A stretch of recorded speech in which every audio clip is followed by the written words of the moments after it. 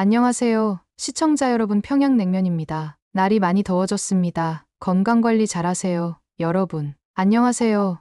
저는 북한에서 탈북한 김은영이라고 합니다. 어릴 적 내가 살았던 곳, 지금 우리가 알고 있는 세상과는 전혀 다른 그런 곳에서의 삶이 어땠는지 궁금해하신 적 있으세요? 규칙이 엄격하고 정보가 통제되며 지도자들이 마치 신처럼 취급받는 그런 곳 말이에요. 제가 북한에서 어린 시절을 보냈던 것이 바로 그랬죠. 매일 아침 일어나서 벽에 걸린 그 초상화를 보는 걸 상상해 보세요. 우리의 지도자 김정일 동지의 초상화였어요. 그의 얼굴은 어디에나 있었고 마치 매의 눈처럼 우리를 지켜보고 있었죠. 마치 우리의 마음속까지 들여다볼 수 있는 것 같았어요. 학교에서는 새로운 것을 배우기보다는 세뇌당하는 것 같은 느낌이 들었어요. 선생님들은 우리의 지도자가 얼마나 위대한지, 우리가 북한에 살고 있다는 게 얼마나 행운인지에 대해 끊임없이 이야기했죠. 우리는 정권을 찬양하는 긴 연설문을 암기해서 교실 앞에서 암송해야 했어요. 마치 끝없는 선전 영화 속에 있는 것 같았죠. 그런데 아시겠어요?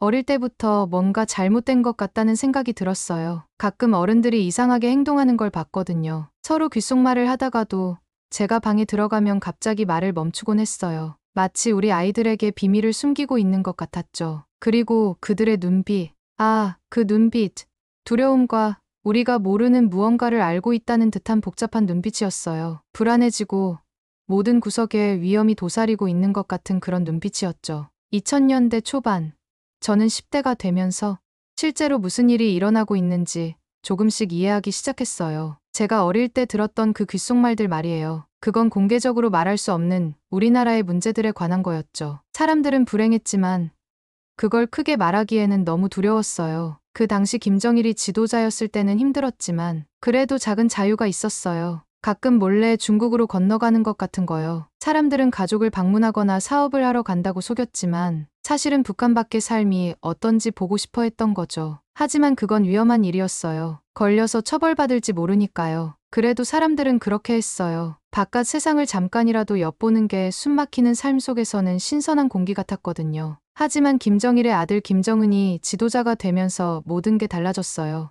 마치 하룻밤 사이에 누군가 스위치를 켠 것 같았죠. 갑자기 중국과의 국경은 북치는 소리보다 더 꽁꽁 막혔어요. 국경을 넘다 걸리면 처벌이 훨씬 더 심해졌다고 말하고 싶네요. 무서운 시기였고 우리 모두 그걸 느꼈어요. 어른들은 우리를 더욱 자주 찍찍거렸고 귓속말은 더욱 조용해졌죠. 무슨 일인진 몰라도 좋은 일은 아니란 걸 알았어요. 이 새로운 지도자 아래에서의 삶이 어땠냐고요? 다음에 그 얘기를 해드리죠. 하지만 지금은 여러분께 상상해 보시라고 말씀드리고 싶어요. 항상 감시받고 심지어 이웃이나 반 친구들조차 믿을 수 없는 그런 곳에서 사는 게 어떨지 말이에요. 매일 진실된 생각과 감정을 숨겨야 하는 걸 상상해 보세요. 누가 엿들을지 모르니까요. 당신의 나라 밖의 세계에 대해 배울 수 없다는 걸 상상해 보세요. 모든 정보가 권력자들에 의해 통제되니까요. 그게 바로 제가 북한에서 보낸 어린 시절이에요. 쉽지 않았고 항상 행복하지도 않았죠. 하지만 그건 제 현실이었고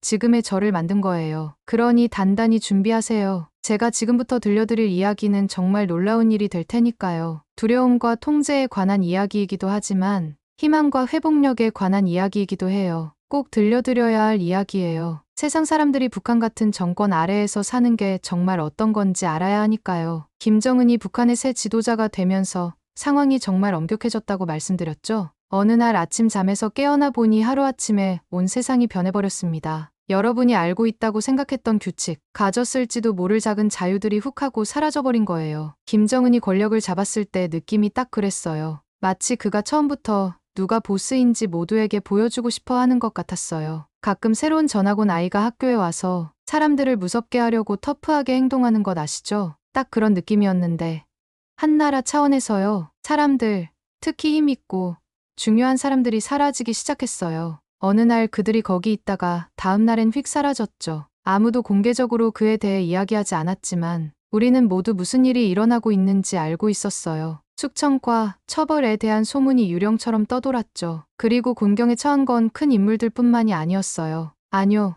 김정은은 우리 모두, 특히 젊은이들을 주시하고 있었죠. 새로운 규칙들이 여기저기서 튀어나왔는데 우리가 무엇을 입을 수 있는지, 무엇을 들을 수 있는지, 심지어 어떻게 말할 수 있는지까지 지시했어요. 제 친구 중 한 명이 나만의 음악 CD를 들고 걸렸던 게 기억나요. 이해해야 할 건 예전 규칙 아래에서는 그것이 그냥 경고 정도 받았을 거예요. 하지만 이제는 아니에요. 그 후로 우리는 그 친구를 다시는 보지 못했어요. 우리는 마치 계란 껍질 위를 걷는 것처럼 새 지도자의 화를 돋울지 모르는 게 무엇일지 모른 채 살았어요. 그리고 최악의 부분이 뭔 줄 아세요? 우리는 모든 것이 정상인 것처럼, 이 모든 변화에 대해 행복한 것처럼 행동해야 했다는 거예요. 학교에서 우리의 수업은 체제와 김씨 일가를 찬양하는 것에 더욱 초점이 맞춰졌죠. 우리는 새로운 선전 노래와 구호를 외우는데 수없이 많은 시간을 보냈어요. 선생님들은 우리나라와 지도자의 위대함에 대해 이야기할 때 눈에 광기 어린 표정을 지었죠. 그들 또한 두려워하는 것 같았어요. 충분한 충성심을 보이지 않으면 무슨 일이 일어날지 두려워하는 듯했죠. 하지만 아시다시피 이상한 건 이 모든 새로운 규칙과 단속에도 불구하고 김정은이 세상의 북한이 변하고 있다는 것을 보여주고 싶어하는 듯한 순간들이 있었다는 거예요. 그는 여성들이 조금 더 짧은 치마를 입게 하거나 사람들이 문신을 하게 했죠. 예전에는 상상도 못했던 일들이에요. 혼란스러웠어요. 그는 양쪽 다 원하는 것 같았죠. 세상에 우리가 현대적이고 개방적이라고 생각하게 하고 싶어 했지만 동시에 그 어느 때보다도 우리 모두를 더 단단히 움켜쥐고 있었어요. 그리고 정말 놀라운 일이 일어나기 시작했어요. 처음으로 우리는 김정은의 가족을 공개적으로 보기 시작한 거예요. 그의 아내 리설주가 행사에서 그의 곁에 서서 모두 멋지고 우아해 보였죠. 이게 당신에게는 대수롭지 않게 보일 수도 있지만 믿어주세요. 우리에겐 충격적인 일이었어요. 그 전 지도자들의 부인은 그렇게 공개적으로 모습을 드러낸 적이 없었거든요. 하지만 그게 전부가 아니었어요. 우리는 그의 딸도 보기 시작했죠. 김주애라는 이름의 어린 소녀였어요. 그가 세상에 자신의 가족이 다른 가족과 다를 바 없다는 것, 그들도 인간이라는 것을 보여주려 한다는 게 분명했어요. 하지만 우리는 더 잘 알고 있었죠. 우리는 이것이 그저 쇼에 불과하다는 것을. 사람들이 그를 더 좋아하게 만들고 문 뒤에서 그가 하고 있는 모든 무서운 일들을 잊게 하려는 방법이라는 걸 알고 있었죠. 왜냐하면 말씀드리건대 그가 가족을 멋진 옷을 입혀 데리고 다닐 때 그는 또한 가장 무서운 것을 만들고 있었거든요. 바로 감시 국가였죠. 여러분이 어디를 가든 무엇을 하든 항상 누군가의 시선이 여러분에게 있다고 느끼는 것을 상상해 보세요. 김정은 치하에서는 그랬죠. 그는 도처에 첩자와 카메라를 두고 우리의 모든 행동을 지켜보고 있었어요. 여러분은 아무도, 심지어 여러분 자신의 가족이나 친구조차도 믿을 수 없었어요. 누가 여러분이 한 말이나 행동을 당국에 보고할지 몰랐죠. 끊임없는 두려움 속에 살며 항상 뒤를 돌아보는 것 같았어요. 저는 숨이 막히는 느낌이 들기 시작했어요. 벽이 저에게 다가오는 것 같았죠. 매일이 제 진실된 생각과 감정을 숨기고 용감한 얼굴을 하고 모든 게 괜찮은 척하는 투쟁이었어요. 하지만 속으로는 이게 괜찮지 않다는 걸 알고 있었어요. 이 중 아무것도 괜찮지 않았죠. 통제, 감시, 끊임없는 공포. 그건 마치 우리 모두를 내리누르는 무거운 짐 같았어요. 우리의 영혼을 짓누르는 듯했죠. 그러나 가장 어두운 순간에도 제 안에는 작은 희망의 불씨가 있었어요. 체제의 균열이 드러나기 시작하고 사람들이 저항하고 인간성을 지키기 위해 찾은 작은 방법들을 지켜보면서 아마도 정말로 변화가 가능하다는 걸 깨달았죠. 하지만 제가 앞서 나가고 있네요. 아직 말씀드릴 게 너무나 많고 밝혀낼 비밀이 너무 많아요. 북한에서의 제 삶의 이야기는 이제 막 시작되었고 믿어주세요. 엄청난 모험이 될 거예요. 그러니 깊게 숨을 들이쉬고 편안히 앉으세요. 더 깊이 감시 국가의 핵심으로 그 그물에 갇힌 사람들의 삶 속으로 빠져보죠. 이제 다른 이야기에 대해서 해보겠습니다. 그건 바로 이미지에 관한 거예요. 그가 우리를 단속하는 동시에 김정은은 또한 세계 다른 나라 사람들에게 자신의 이미지를 좋게 보이려고 애썼거든요. 이제 여러분이 어떤 생각을 하실지 짐작이 가네요. 자기 국민들한테 그렇게 가혹한 지도자가 어떻게 좋게 보일 수 있겠어? 하고 말이죠. 제가 알려드리죠. 그건 전부 전략의 문제예요. 그리고 김정은? 그는 이 분야의 달인이에요. 그가 가장 먼저 한 일 중 하나는 자신의 가족을 내세우기 시작한 거였어요. 여러분에게는 별거 아닌 것처럼 보일 수도 있겠지만 우리 북한 사람들에게는 엄청난 일이었죠. 우리는 그 전까지 지도자의 부인이나 자녀들을 본 적이 없었거든요. 그들은 언제나 숨겨져 있었어요. 마치 뭔가 비밀스러운 것처럼요. 하지만 김정은의 가족은 아니었어요. 그는 전 세계가 그들을 보기를 원했죠. 그의 부인 리설주는 각종 행사에 그의 곁에 나타나기 시작했어요. 그녀는 언제나 멋진 옷을 입고 머리와 화장도 완벽했죠. 마치 영화배우 같았어요. 그리고 그의 딸 김주혜도 있었죠. 그녀도 대중 앞에 내세우기 시작했어요. 마치 작은 공주처럼 과시를 하면서 말이에요. 상상이 가세요? 북한의 최고 지도자가 자기 어린 딸을 모두가 볼 수 있도록 내세우다니요. 하지만 이 모든 게 그의 계획의 일부였죠. 가족을 과시함으로써 그는 스스로를 좀 더 인간적이고 공감할 수 있는 모습으로 보이려 했던 거예요. 마치 여러분 보세요.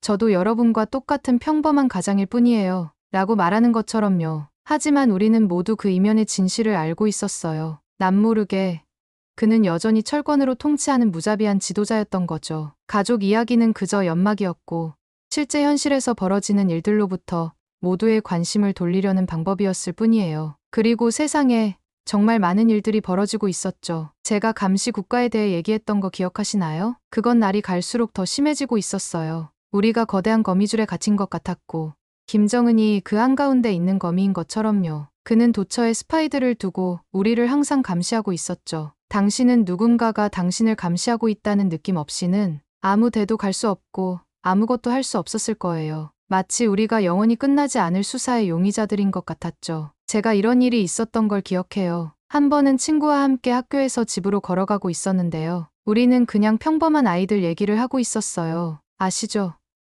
최근에 본 만화라던가 우리가 좋아하는 게임 같은 걸 말이에요. 그런데 갑자기 제 친구의 얼굴에 겁에 질린 표정이 떠올랐어요. 그 애는 제 팔을 잡더니 저를 가까이 끌어당겼죠. 말 조심해. 그 애가 누군가 엿들을까 두려워 주위를 둘러보며 속삭였어요. 누가 듣고 있을지 모르잖아. 그때 저는 정말로 깨달았죠. 상황이 얼마나 심각해졌는지를 말해요. 저희 같은 아이들조차도 더 이상 순수한 대화를 나눌 수 없었던 거죠. 혹시 위험하다거나 불충한 걸로 오해될까봐 입에서 나오는 모든 말에 주의를 기울여야 했어요. 우리는 마치 줄타기 하는 것 같았어요. 한 발만 잘못 디디면 어둠 속으로 곤두박질 칠 수 있는 그런 기분이었죠. 최악이었던 건 뭐였냐면요. 우리는 한 발 잘못 디딘다는 게 뭔지도 몰랐다는 거예요. 규칙은 계속 바뀌었고 오늘 괜찮은 게 내일은 범죄가 될 수도 있었죠. 저는 숨이 막히기 시작했어요. 마치 감시의 벽이 사방에서 저를 향해 좁혀오는 것 같았죠. 숨을 쉴 수도, 생각할 수도, 제 자신이 될 수도 없었어요. 끔찍한 기분이었죠. 제 피부에 갇힌 것 같은 느낌이었어요. 하지만 아세요. 저를 버티게 해준 건 뭐였나요? 바로 제가 그 암울한 시기에도 보기 시작한 작은 희망의 빛들이었죠. 아무도 듣고 있지 않을 때 부모님이 제게 외부 세계에 대한 이야기를 속삭여주시곤 했던 것처럼요. 또는 선생님들이 가끔 교과서에 없는 지식을 살짝 알려주시곤 했던 것처럼 말이에요. 그분들은 마치 진실의 작은 불씨를 살리려 애쓰는 것 같았어요. 체제가 그것을 꺼뜨리려 할지라도요. 그리고 그 불씨 말인데요. 그건 저에게 힘을 줬어요. 저 혼자가 아니라는 걸, 거짓과 선전을 꿰뚫어보는 다른 사람들도 있다는 걸 깨닫게 해줬죠. 저는 그 체제의 틈새에 사람들이 저항하는 작은 방식들에 더 주목하기 시작했어요. 사람들이 가지면 안 되는 물건들을 거래할 수 있었던 지하 시장 같은데 말이에요. 또는 사람들이 당국의 눈을 피해 서로 주고받던 비밀 암호 같은 거요. 그건 위험한 게임이었지만 저에게 희망을 줬어요. 언젠가는 어쩌면 상황이 바뀔 수 있으리라는 희망 말이에요. 거짓을 이기고 진실이 승리할 수 있으며 어둠을 뚫고 빛이 비출 수 있으리라는 희망이요. 하지만 거짓말하진 않겠어요. 그건 길고 무서운 길이었다고요. 포기하고 싶었던 순간들이 있었죠. 선전과 공포의 물결에 그냥 휩쓸려 가는 게 더 쉬울 거라고 생각했던 때가요. 그래서 저는 그렇게 했죠. 눈을 뜨고 계속 지켜보고 배우고 희망을 품었어요. 가장 어두운 날에도 저는 제 안에 그 작은 빛을 붙잡고 있었죠. 왜냐하면 이런 사실이 있거든요. 겉보기엔 가장 강력해 보이는 체제에도 약점은 있다는 거예요. 겉으로는 전능해 보일지 모르지만 그 아래로는요? 그들도 다른 어떤 것들만큼이나 취약하다고요. 그리고 조금씩 하나하나 저는 그런 약점들을 더 분명히 보기 시작했어요. 서로 들어맞지 않는 거짓말들, 무서워하는 것 같은 관리들, 비록 속삭임으로나마 의문을 제기할 용기가 있는 사람들 말이에요. 마치 저는 천천히 긴 끔찍한 꿈에서 깨어나는 것 같았어요. 모든 게 거꾸로 되고 잘못됐지만 모두가 그게 옳은 척하는 꿈 말이에요. 그리고 제가 깨어날수록 저는 뭔가를 해야겠다는 걸 깨달았죠. 그냥 앉아서 이 악몽이 영원히 계속되도록 내버려 둘 순 없었어요. 물러서서 제 나라에서 실제로 벌어지고 있는 일에 대한 진실을 말할 방법을 찾아야 했죠. 인생에서 때로는 더 이상 견딜 수 없는 순간이 오잖아요. 고통과 공포, 숨막힘이 감당하기 힘들 정도로 커질 때 말이에요. 제가 북한에서의 마지막 날들에 느꼈던 바로 그 심정이었습니다. 마치 계속 늘려지다 끊어지기 직전의 고무줄 같았죠. 탈출해야만 했어요. 계속 남아있다간 돌이킬 수 없을 만큼 부서질 것 같았거든요. 하지만 북한을 떠난다는 건 결코 쉬운 일이 아니에요. 그냥 가방 싸서 비행기 티켓 끊고 지금껏 알던 이들에게 작별 인사 건네는 식으로는 안 되거든요. 아뇨. 북한을 탈출한다는 건 엄청난 용기와 치밀한 계획, 그리고 운까지 따라줘야 하는 위험하고 끔찍한 여정이에요. 그렇게 해도 성공을 장담할 순 없죠. 하지만 전 이미 한계에 다다랐어요. 거짓과 억압의 그물이 날 너무 옥죄어서 숨쉬기조차 힘들었죠. 지금 이 기회를 놓치면 다시는 기회가 오지 않을 거란 걸 알고 있었어요. 그래서 계획을 세우기 시작했죠. 그동안 간직해오던 반항의 속삭임과 희망의 작은 빗줄기를 찾아 나섰어요. 사람들과 연결되어 있는 지하철도를 통해 나라 밖으로 사람을 빼내줄 수 있는 이들을 알게 되었죠. 비밀 회동과 암호 같은 메시지를 주고받으며 천천히 진행됐어요. 굉장히 조심스럽고 신중해야 했죠. 한 번의 실수나 부주의한 말 한마디에 모든 게 무너질 수 있었으니까요. 하지만 조금씩 하나하나 계획이 만들어졌어요. 그리고 어느 추운 밤, 드디어 결행할 때가 왔죠. 그날 밤의 모든 디테일이 제 뇌리에 새겨진 것 같아요. 집을 빠져나올 때 쿵쾅거리던 심장 소리, 동료 탈출자들을 만났을 때 입안 가득했던 두려움의 맛까지요. 우리는 별의별 사람들이 다 모인 동료였어요. 자유에 대한 간절한 열망 하나로 뭉친 거죠. 빠르고 조용히 움직여야 했어요. 그림자에 몸을 숨기고 정권의 눈을 피해야 했죠. 거친 지형을 몇 마일이나 등에 짐을 지고 걸었어요. 텁텁한 공기 속에 우리의 숨결이 흩어졌죠. 우리가 잡힐 것만 같은 순간들이 많았어요. 나뭇가지가 부러지는 소리나 멀리서 들려오는 외침에 혈관이 얼어붙곤 했죠. 그런데 어찌나 운이 좋았는지 우린 국경까지 도착할 수 있었어요. 국경에 서서 날 익숙한 모든 것과 갈라놓는 저 좁다란 땅을 바라봤어요. 마치 내가 꿈꿔왔던 또 다른 세상으로 통하는 문 같았죠. 하지만 망설일 순 없었어요. 이것이 다른 삶을 살 수 있는 단 한 번의, 오직 한 번뿐인 기회란 걸 알고 있었거든요. 그래서 숨을 깊게 들이쉬고는 뛰기 시작했죠. 제 평생 그렇게 뛴 적이 없었어요. 폐는 타들어가고 다리는 쉴 새 없이 움직였죠. 뒤에서는 소리가 들려오고 손전등 불빛이 어둠을 뚫고 있었어요. 하지만 멈출 수 없었죠. 멈출 수가 없었어요. 그리고는 건넜어요. 중국 땅에 도착했죠. 바닥에 털썩 주저앉아 숨을 헐떡이며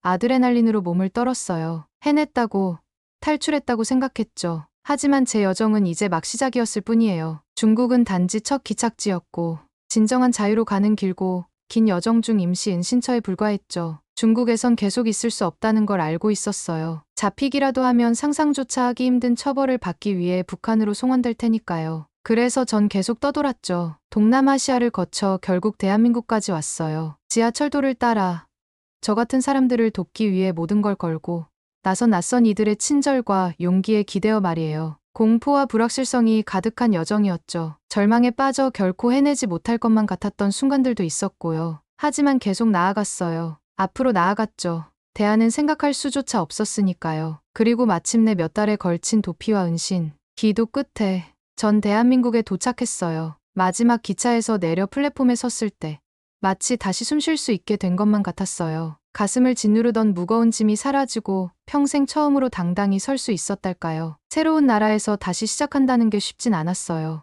배울 것도 적응할 것도 너무나 많았죠. 문화적 충격은 너무 커서 때로는 압도당할 지경이었어요. 마치 다른 행성에 불시착한 느낌이랄까요. 하지만 하루하루 전 새로운 삶을 만들어 나갔어요. 일자리도 구하고 친구도 사귀었죠. 제가 알던 그 어떤 것과도 다른 이 이상하고도 경이로운 곳을 헤쳐나가는 법을 배웠어요. 새로운 현실에 적응하고 과거의 상처에서 치유되면서 제가 깨달은 게 있어요. 제 이야기와 여정이 의미 있다는 거요. 변화가 가능하고 희망이 공포를 이길 수 있으며 자유가 싸울 가치가 있음을 보여주는 증거가 되기 때문이에요. 저 같은 길을 걸어 모든 것을 걸고 더 나은 삶을 위해 노력한 수많은 다른 사람들이 있다는 걸 알아요. 그리고 아직도 많은 이들이 갇혀있고 제가 탈출했던 그 숨막히는 암흑 속에서 살고 있죠. 하지만 이것도 알아요. 일어설 용기가 있고 목소리를 내며 옳은 일을 위해 싸우는 사람들이 있는 한 희망은 있어요. 늘 희망은 있죠. 고군분투하고 갇힌 것 같고